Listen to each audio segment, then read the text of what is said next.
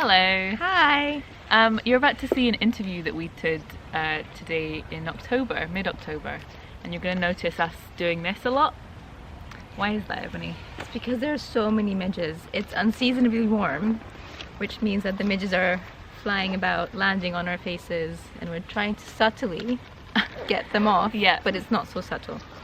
So we're very sorry about that, but it's a good example of the climate being less than ideal.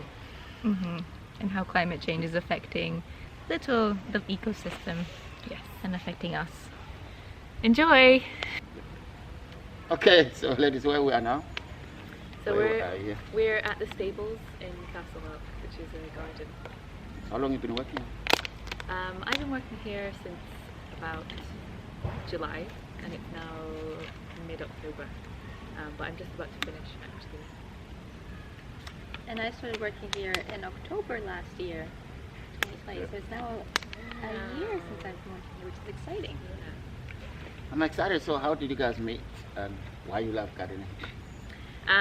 We met because I moved into a new flat at the start of lockdown, and I was looking for something to do, and I looked out the window one day and there was somebody gardening out the back, and it was Ebony, and so we took on the back garden as a kind of project together, and while we weren't allowed to go out of our houses that much or do other things, it was a really nice way of meeting a new person as well, which most people didn't really get that experience last year. Yeah, it was nice to be able to make friends during lockdown. Yeah, it was quite unusual, I think.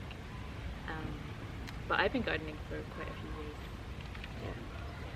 and I think Ebony has too. Yeah, I started doing community gardening in Glasgow in I think 2019.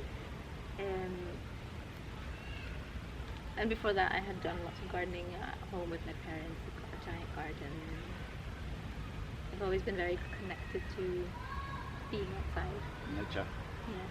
That's good. That's good. So is there anything particular happen here in this garden that you guys involved? Such as I was just thinking maybe because some training courses or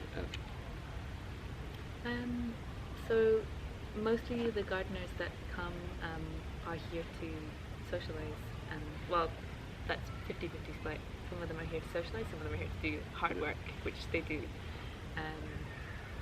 and there's like a sharing of knowledge that happens between some gardeners, because we have people from lots of different countries and different communities who might know stuff from their own background of farming or gardening that they can share with the rest of us.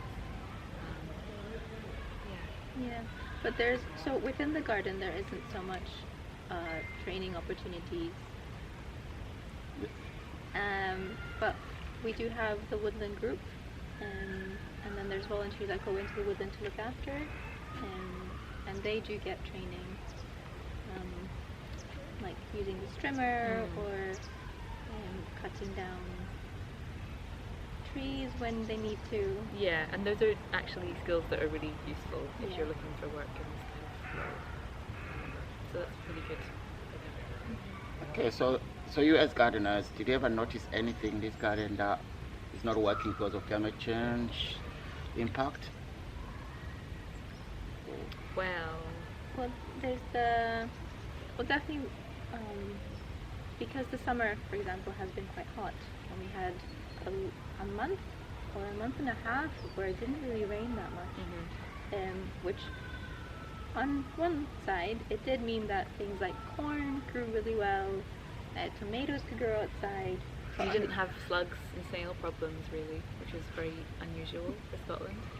Yeah, but on the other hand it meant that we had to really stay on top of watering, and that the plants that are used to a lot of moisture suffered, which unfortunately a lot of the plants that are native to Scotland are used to heavy rainfall, so they would have suffered.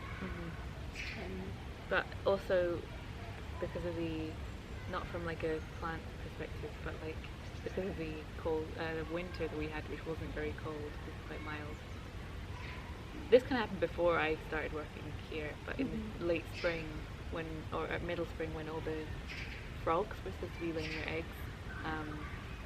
Ebony and other staff here would find bloated frogs just who'd crawled away from the pond and were lying on the grass and had just died because they hadn't rested enough over winter because it hadn't been cold enough. They hadn't gone into hibernation properly. So when it came time to lay their eggs, they were just exhausted. So that meant there was a huge dent in the frog population and probably population of loads of other insects and amphibians as well, and birds. That's really interesting. Yes, that was interesting, man. That's interesting because I was talking to Ebany and Georgia about the gardener. These are gardeners, my friends. This is like basic information we need, especially this moment of time in Glasgow because of climate change. I did not know frogs die because it's a bit of drought and slugs and stuff like that. That was very important to learn. And what else? What can we contribute? What can we do? You know what I mean? For me, my advice to you is like, just try to volunteer in the garden and learn these basic things, and then maybe you fall in love with the gardening, or you know, do something. That's all. I think this is why I love these topics. I create them because they kind of like actually raising awareness as well on climate change, and secondly, we learn from each other, and that is the purpose of the podcast. You know, I mean, this is the podcast YouTube channel, Sekuluma Podcast. So if you go there, you can learn. There's so many videos, different topics and stuff like that. All you have to do now, please, if you can, you can just leave a comment. If you're a professional gardener or someone who loves to garden or something to share with us, or even leave a comment.